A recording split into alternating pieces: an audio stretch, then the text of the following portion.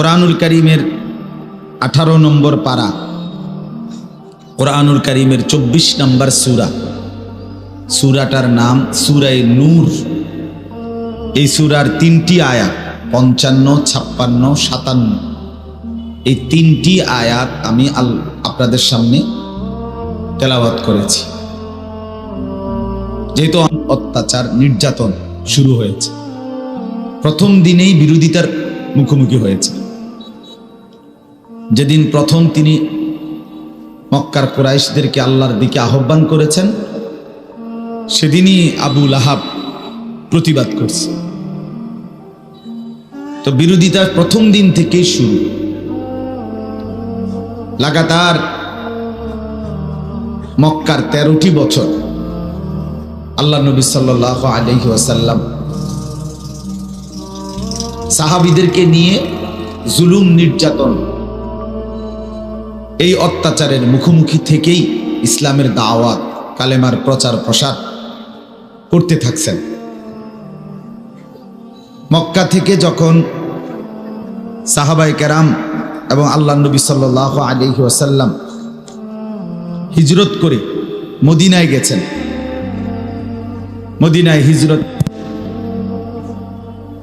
কিছুদিন পরে সাহাবায়ে কেরাম অনেকে নবীকে জিজ্ঞেস করছেন, ইয়া রাসূলুল্লাহ, আমরা কি লাগাতার এই পেরেশানি, অস্থিরতা, এই জুলুম নির্যাতনের শিকার হয়ে আমরা কি আমাদের এই জিন্দিগিটা, আমাদের এই সময়টাকে এইভাবেই পার হবে?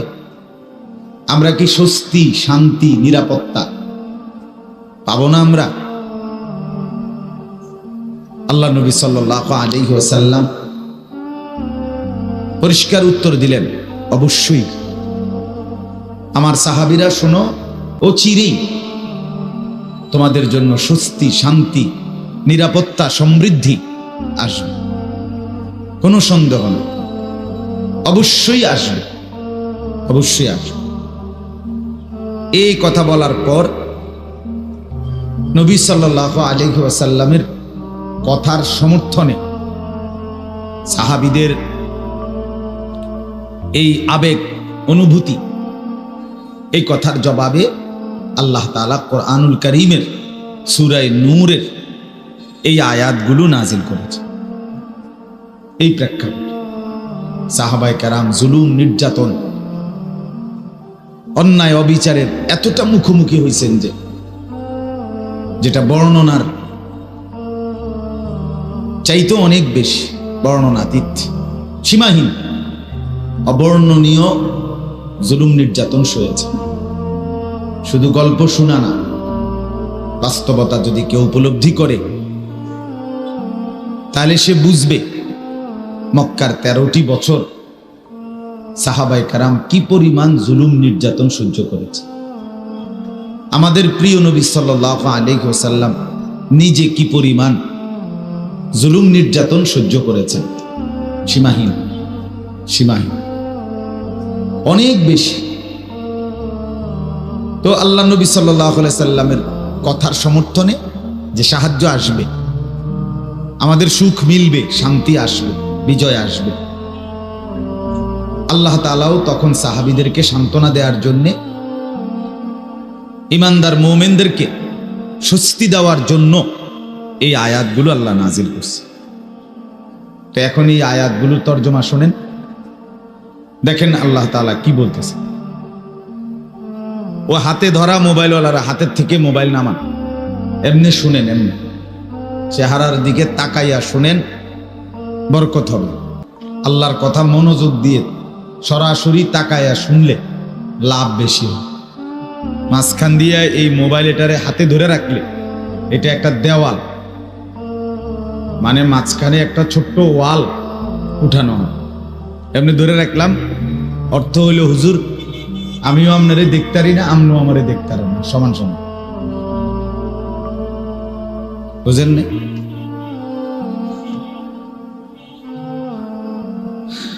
তো এই জন্য বললাম মনোযোগ দিয়ে শুনেন, আল্লাহ বরকত দিবে। প্রতিটা সময় দামি, প্রতিটা মিনিট দামি। এখানে জোহরের পর, আসরের পর, মাগরিবের পর সব সময়ই দাম, সব সময়ই গুরুত্বপূর্ণ। তো চলেন, আল্লাহ তাআলা এখানে বলতেছেন সূরা নূরের 55 নম্বর আয়াত, ওয়াদাল্লাহু, আল্লাহ তাআলা ওয়াদা করছেন। সরাসরি আল্লাহর ওয়াদা, আল্লাহর ওয়াদা। আর আল্লাহ তাআলা কোরআনুল কারীমের মধ্যে স্পষ্ট বলছেন, ইন্নাল্লাহা লা ইউখলিফুল মিআদ, নিশ্চয়ই আল্লাহ কোনো অবস্থাতেই ওয়াদার খেলাফ করেন না, ওয়াদার ব্যতিক্রম করেন না। আল্লাহর জন্য কোনোভাবেই এটা সম্ভব না। তাইলে এখানে আল্লাহ তাআলা বলেন ওয়াদাল্লাহু, আল্লাহ ওয়াদা দিয়েছেন, ওয়াদা করছেন। দুইটি জিনিস যারা পূর্ণভাবে বুঝাইয়া দিতে পারবে, আল্লাহ বলেন আমার কোনো বান্দারা যদি দুইটি জিনিস আমাকে বুঝাইয়া দেয় 100, আমি তাদেরকে 3টা জিনিস বুঝাইয়া দেব। তোমরা আমাকে দিবা 2টা পূর্ণ বুঝাইয়া, আমিও তোমাদেরকে 3টি জিনিস বুঝাইয়া দেব। তাহলে আমাদেরকে 2টা জিনিস কি দিতে হবে? 1 নাম্বার আল্লাযীনা আমানু, পরিপূর্ণ ঈমান, পরিপূর্ণ ঈমান, এটা বুঝাই দিতে। ঈমান শুধুই কেবল কালেমা লা ইলাহা ইল্লাল্লাহ মুহাম্মাদুর রাসূলুল্লাহ এটুকু পড়ার নাম না। এটা ঈমানের একটা বড় গুরুত্বপূর্ণ শাখা, ঈমানের কালেমা উচ্চারণ করা।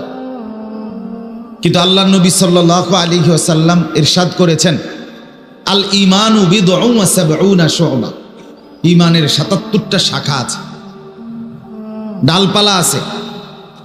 ঈমান একটি গভীর শেকড় সহ বৃক্ষের নাম, আসলুহা সাবিতুন ওয়া ফারউহা ফিস সামা, সাতবক জমিনের নিচে যেটার শেকড় 7 আসমানের উপরে আরশ আজিম পর্যন্ত যার বিস্তৃতি, এমন একটি বৃক্ষের নাম হলো কালেমায়ে তাইয়্যিবা। আলাম তারা কাইফা দারাবাল্লাহু মাসালান কালিমাতান তাইয়্যিবাতান কাশাজারাতিন তাইয়্যিবা, এটা আল্লাহ তাআলা ডাইরেক্ট কোরআনে বলছে। কালেমায়ে তাইয়্যিবা লা ইলাহা ইল্লাল্লাহ মুহাম্মাদুর রাসূলুল্লাহ, এটার উদাহরণ হলো ওই গাছের মতো, যে গাছের শেকড় একদম সাতবক জমিনের নিচে, যে গাছের ডালপালা বিস্তৃত একেবারে আরশে আজিম পর্যন্ত। তো ঈমান, আল্লাহ নবী সাল্লাল্লাহু আলাইহি ওয়াসাল্লাম বলছেন 70-এর চাইতে বেশি শাখা প্রশাখাওয়ালা, ডালপালা বিশিষ্ট। মুহাদ্দিসিনে কেরাম, ওলামায়ে কেরাম বিস্তারিত ব্যাখ্যা তালাশ করে বের করেছেন ঈমানের 77টা শাখা। এই 77 শাখা, এগুলোকে উমুরুল ঈমান বলা হয়, ঈমানের বিষয়াদি, ঈমানের ডালপালা, শুআবুল ঈমান। একজন মুসলমানকে পূর্ণ এই 77 শাখার ঈমান, ছোট হোক বড় হোক, আপনাকে বুঝাই দিতে হবে।